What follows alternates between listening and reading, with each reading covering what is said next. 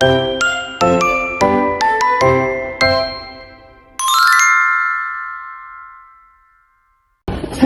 warahmatullahi wabarakatuh. Halo semuanya. Perkenalkan, kami dari kelompok 7 ingin menjelaskan materi tentang manajemen kas dan surat berharga. Nah, materi ini penting karena materi ini membahas langsung tentang bagaimana perusahaan harus mengelola keuangannya secara tepat dan efisien. Sebelumnya, perkenalkan, nama saya Oleh Sarafika dan teman-teman saya. Saya Farainya Abu Aiha. Saya Marawata Pakusim. Langsung saja, cikidang. Dalam kegiatan operasional perusahaan, kas merupakan aset paling likuid. Kas digunakan untuk membayar gaji, membeli bahan baku, hingga melunasi hutang. Namun, jika kas terlalu banyak dan tidak dimanfaatkan, akan menimbulkan opportunity loss atau peluang keuntungan yang hilang. Oleh karena itu, perusahaan perlu mengelola kas secara optimal serta menginvestasikan kelebihan kas ke dalam surat berharga. Ada beberapa alasan atau motif perusahaan untuk menggunakan sejumlah kas. Yang pertama, motif transaksi atau transaction motive. Nah, motif ini digunakan untuk memenuhi kebutuhan transaksi yang dilakukan oleh perusahaan sehubungan dengan kegiatan operasional perusahaan seperti membeli bahan baku, membayar upah atau gaji karyawan, membayar bunga, dividen, dan lain sebagainya. Yang kedua, motif spekulasi atau spekulatif motif. Nah, motif ini diperlukan agar perusahaan dapat memanfaatkan peluang bisnis yang menguntungkan seperti suku bunga, perubahan nilai tukar mata uang, dan lain sebagainya. Yang ketiga, motif berjaga-jaga atau precautionary motif. Nah, motif ini bermaksud untuk mengamankan kegiatan perusahaan yang kondisinya itu tidak pasti seperti bencana alam dan lain sebagainya.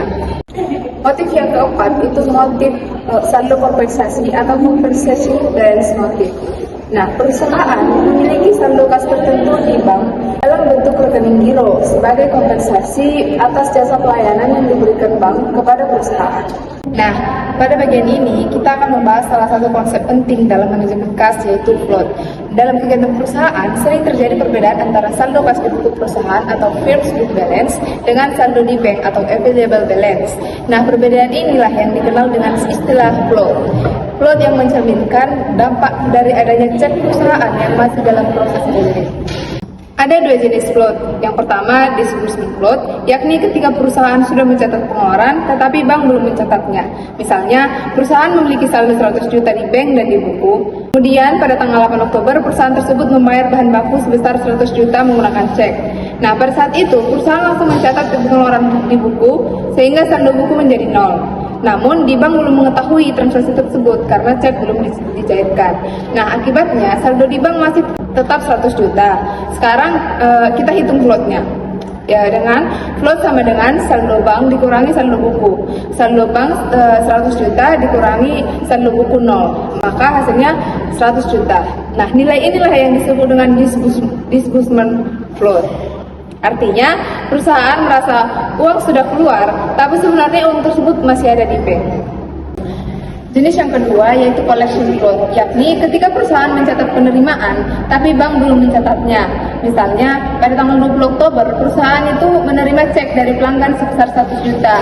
Nah, perusahaan langsung mencatatnya sebagai penerimaan kas di buku, sehingga saldo buku meningkat menjadi 200 juta. Namun, saldo di bank masih 100 juta karena cek tersebut belum dicairkan. Selanjutnya, kita hitung floatnya dengan cara float sama dengan saldo bank dikurangi saldo buku. Nah, saldo bank ada 100 juta, dikurangi saldo buku 200 juta, maka hasilnya minus 100 juta. Nah, nilai negatif ini disebut collection float.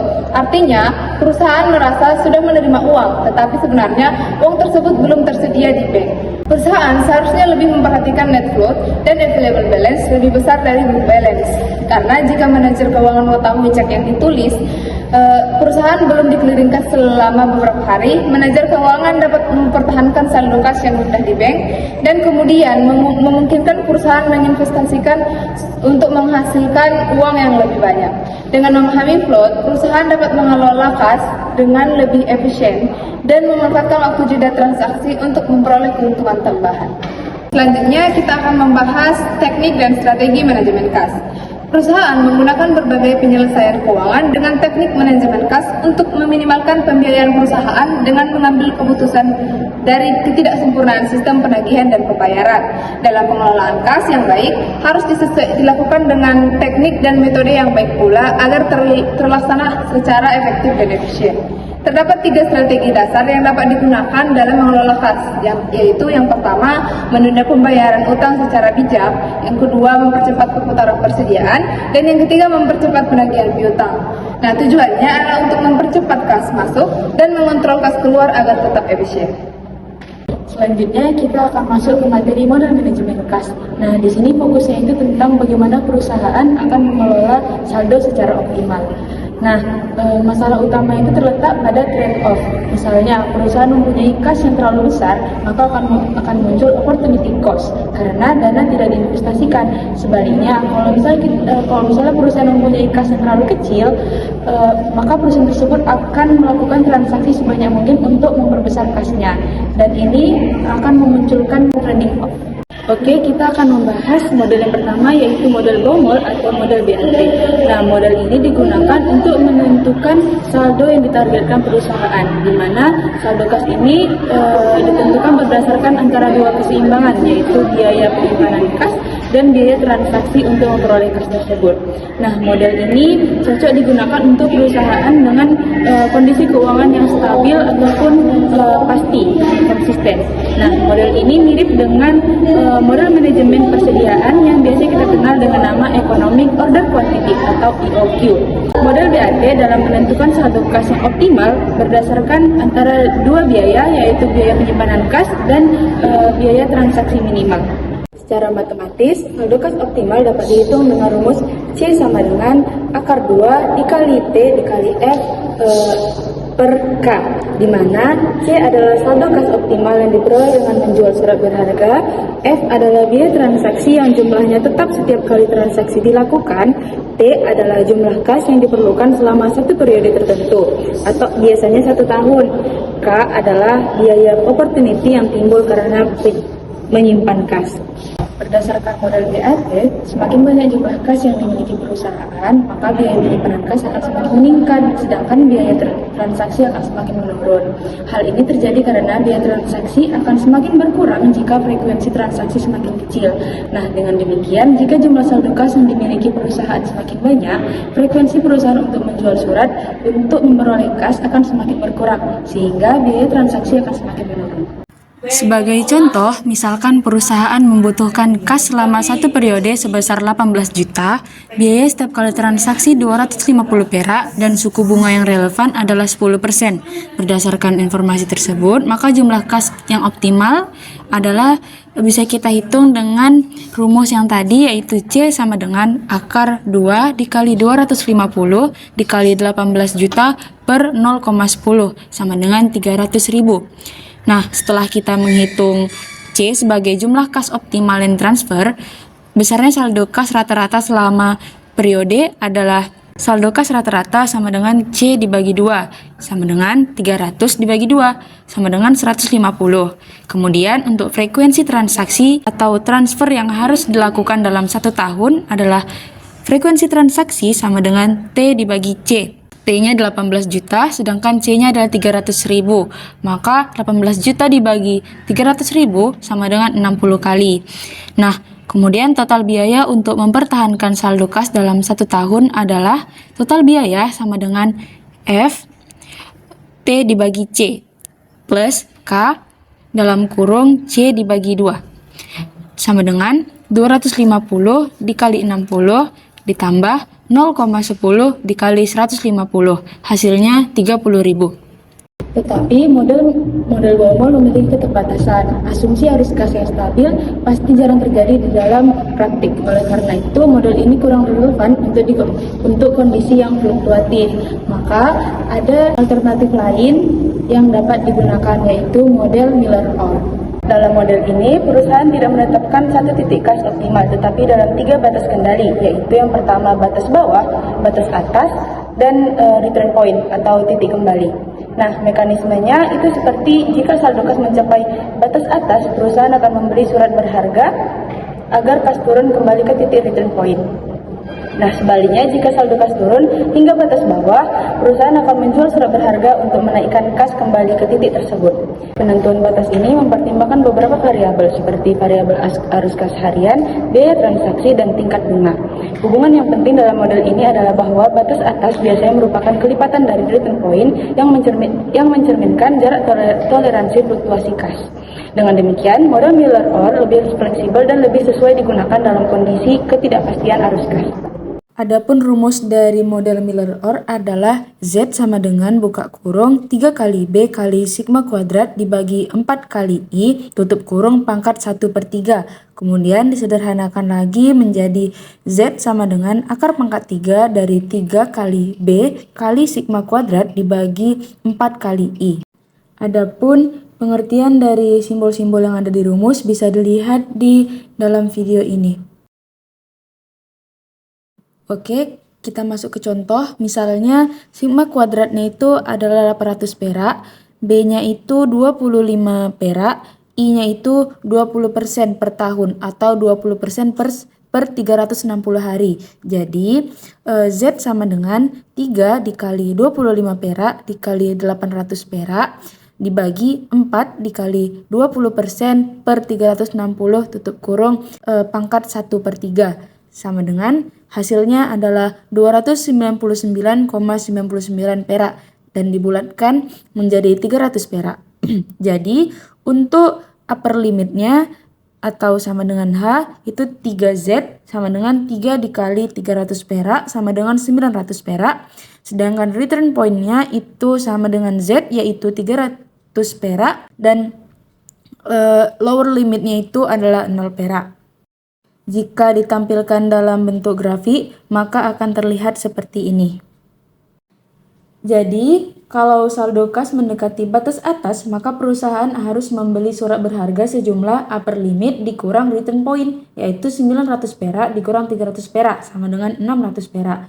Sebaliknya, kalau saldo kas mendekati batas bawah, maka perusahaan harus menjual surat berharga sejumlah return point-nya dikurang lower limitnya, yaitu 300 perak dikurang 0 perak sama dengan 300 perak. Nah, selanjutnya kita membahas tentang manajemen pengeluaran kas. Pada bagian ini, kita menjelaskan bagaimana perusahaan mengatur arus kas keluar agar tetap efisien tanpa mengganggu kelancaran operasional. Yang pertama itu ada pengelolaan disbursement float. Dalam praktiknya, perusahaan berupaya memaksimalkan manfaat dari disbursement float yang telah dibahas sebelumnya. Strategi yang dilakukan adalah dengan mengatur waktu pengeluaran kas sehingga terdapat jeda antara pencatatan dan realisasi pembayaran. Perusahaan dapat memperpanjang waktu proses keliling, misalnya melalui pemilihan mekanisme pembayaran atau lokasi bank yang digunakan. Namun, strategi ini tidak dapat dilakukan secara agresif. Penundaan pembayaran harus tetap mempertimbangkan hubungan dengan pemasok, serta potensi kehilangan keuntungan dari cash discount yang ditawarkan. Selanjutnya adalah pengendalian pengeluaran kas. Nah, perusahaan harus menyesuaikan jumlah kas yang tersedia dengan kebutuhan pembayaran yang akan dilakukan. Prinsip yang digunakan adalah menjaga agar kas tidak berlebih, tetapi tetap cukup untuk memenuhi kewajiban yang jatuh tempo. Hal ini memerlukan perencanaan arus kas yang akurat, sehingga perusahaan dapat menentukan kapan dana harus tersedia dan dalam jumlah berapa. Kemudian yang ketiga ada zero balance account. Nah, dalam sistem zero balance account, perusahaan bekerja sama dengan bank membuat satu master account dan sejumlah sub account. Nah, ketika cek yang ditulis di salah satu sub account harus dibayar, maka jumlah dana yang diperlukan ditransfer dari master account. Dengan cara demikian, maka saldo kas pada sub account tidak perlu ada atau nol. Dan yang terakhir itu ada pengendalian disbursement account. Dalam sistem ini, semua pembayaran yang harus dilakukan pada hari tertentu telah diketahui pada pagi harinya. Bank memberitahu perusahaan jumlahnya uang yang harus dibayar dan perusahaan mentransfer yang biasanya menggunakan wire transfer jumlah uang yang dibutuhkan tersebut. Jika perusahaan memiliki kas yang berlebih, tidak akan dibiarkan menganggur, tetapi bisa diinvestasikan dalam bentuk surat berharga jangka pendek. Surat berharga adalah surat yang dapat dijual dengan cepat tanpa mengalami suatu kerugian. Ada dua alasan perusahaan untuk melakukan investasi dalam surat berharga, yaitu yang pertama, sebagai pengganti kas. Dalam hal ini, perusahaan mempertahankan suatu portofolio surat berharga untuk mengurangi saldo kas yang terlalu besar untuk sementara, dan akan menjualnya kembali jika arus kas keluar melebihi arus kas yang masuk. Dan yang kedua, sebagai investasi sementara, biasanya dilakukan untuk membelanjai kegiatan perusahaan yang bersifat musiman atau untuk membelanjai kebutuhan yang telah direncanakan pada waktu yang akan datang. Salah satu bentuk surat berharga adalah saham, yaitu bukti kepemilikan suatu perusahaan yang dapat memberikan keuntungan berupa dividen dan selisih harga jual. Contohnya, pada tanggal 1 Agustus, perusahaan membeli 100 lembar saham Priven dengan nilai nominal 10.000 per lembar dengan kurs 104. Artinya, harga beli saham adalah 104% dari nilai nominal. Perhitungannya, 100 dikali 10.000 dikali 104% sama dengan Rp1.040.000. Ditambah biaya pembelian sebesar 5.000 sehingga total harga perolehan menjadi Rp1.045.000. Dividen yang diperoleh sebesar 14% dari nilai nominal saham, yaitu 14% dikali Rp1.000.000 sama dengan Rp140.000. Ketika saham dijual dengan kurs 108, perhitungannya 100 dikali 10.000 dikali 108% sama dengan Rp1.080.000. Dikurangi biaya penjualan 4.000 sehingga kas yang diterima sebesar Rp1.076.000. Laba yang diperoleh yaitu Rp1.076.000 dikurang dengan Rp1.045.000 sama dengan Rp31.000. Dari perhitungan ini terlihat bahwa saham memberikan keuntungan dari dividen dan capital gain. Selain saham, perusahaan juga dapat berinvestasi pada obligasi, yaitu surat utang yang memberikan bunga tetap. Berikut contoh pencatatan obligasi. Pada tanggal 1 Agustus dibeli 10 lembar obligasi PT Baruna yang bernominal 50.000 per lembarnya dengan kurs 101. Nah, obligasi ini berbunga 12% setahun dengan pemasangan setiap tanggal 1 Mei dan 1 November pada saat pembelian dibayar provisi dan materai sebesar 5.000. Tanggal 1 Desember di seluruh obligasi PT Baruna ini dijual dengan kurs 102, yang mana biaya penjualannya itu sebesar 3.000. Berikut jurnal untuk mencatat pembelian obligasi tanggal 1 Agustus sebagai berikut. Nah, kita masuk perhitungan. Harga perolehan sama dengan harga kurs 101 per 100 dikali 500.000 sebesar 505.000 ditambah provisi dan materai sebanyak 5.000 yang hasilnya Rp510.000. Kemudian kita akan mencari bunga berjalannya. Jadi tanggal bunga terakhir itu kan 1 Mei dan tanggal pembeliannya itu 1 Agustus. Jadi itu berlangsung selama 3 bulan. Jadi perhitungannya 3 dibagi 12 dikali 12% dikali Rp500.000 sama dengan 15.000. Berikutnya menghitung periode bunga, yang mana 1 Mei sampai dengan 1 November, yaitu sebanyak 6 bulan. Perhitungannya 6 dibagi 12 dikali 12% dikali 500.000 sama dengan Rp30.000. Kemudian kita masuk ke pencatatan dan perhitungan harga jual obligasinya. Nah, harga kurs sama dengan 102 per 100 dikali 500.000 sama dengan 510.000 dikurang biaya penjualan sebesar 3.000, harga jualnya yaitu 507.000. Bunga berjalan yang dihitung sejak 1 November sampai dengan 1 Desember yaitu 1 per 2 dikali 12% dikali 500.000 sama dengan 5.000. Dan perhitungan laba atau rugi penjualan dihitung sebagai berikut. Harga jual sebesar 510.000 dikurang dengan harga pembelian sebanyak 507.000, yang mana itu dikatakan rugi sebesar Rp3.000. Kemudian yang ketiga adalah suku. Suku adalah surat berharga yang sesuai dengan prinsip syariah. Suku tidak melibatkan bunga atau riba, tetapi berdasarkan akad-akad syariah seperti ijarah atau sewa, mudharabah bagi hasil atau wakalah atau perwakilan. Kemudian kita masuk ke pencatatan dan perhitungan suku. Jadi pada tanggal 1 Januari PT Amanah ini membeli suku dengan nilai investasinya itu 120 juta.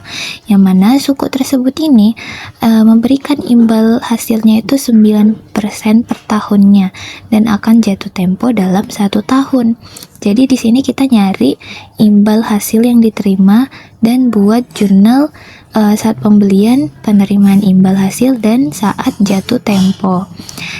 Jadi perhitungan imbal hasil suku yaitu imbal hasil sama dengan nilai investasi dikali tingkat imbal hasil, yaitu nilai investasinya itu 120 juta, terus tingkat imbal hasilnya itu 9%, yang mana hasilnya itu 10.800.000 rupiah. Dan pencatatan akuntansinya sebagai berikut. Kemudian yang keempat yaitu surat utang negara atau SUN. SUN adalah surat berharga yang diterbitkan oleh pemerintah sebagai alat pembiayaan APBN. SUN umumnya memiliki resiko rendah karena dijamin oleh pemerintah.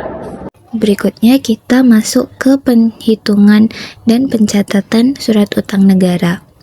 Jadi, pada tanggal 1 Januari, PT Makmur ini membeli surat utang negara senilai 250 juta dengan tingkat kuponnya itu 7% per tahun. Nah, kupon ini dibayar setiap akhir tahun dan kita harus menghitung kupon yang diterima dan baru kita bisa buat jurnal pembelian, penerimaan kupon, dan jurnal saat jatuh tempo. Berikut perhitungan kupon surat utang negara. Kupon sama dengan nilai nominal sebesar 250 juta dikali tingkat kupon sebesar 7%, yang mana hasilnya adalah 17.500.000 rupiah. Dan pencatatan akuntansinya sebagai berikut. Kemudian yang terakhir adalah commercial paper atau surat berharga komersial. Commercial paper adalah surat utang berjangka pendek yang diterbitkan oleh perusahaan untuk memenuhi kebutuhan dana operasional. Berikutnya kita masuk ke perhitungan dan pencatatan akuntansi investasi commercial paper. Pada 1 Januari, PT Sentosa membeli commercial paper dengan nilai nominal sebesar 150 juta, seharga 140 juta. Yang mana jangka waktu investasinya itu sebanyak 6 bulan dan kita harus menghitung diskontonya. Dan barulah kita membuat jurnal pembelian, pengakuan pendapatan, dan jurnal saat jatuh tempo. Berikut perhitungan diskontonya. Diskonto sama dengan nilai nominal sebesar 150 juta dikurang harga beli sebesar 140 juta, yang hasilnya 10.000.000 rupiah. Jadi pendapatan bunga itu berasal dari diskonto tersebut. Kemudian pencatatan akuntansinya sebagai berikut. Demikian dari hasil video pembelajaran kami. Apabila ada kata yang salah, kami mohon maaf. Terima kasih semuanya. Assalamualaikum. Dadah. I just had to let you know you're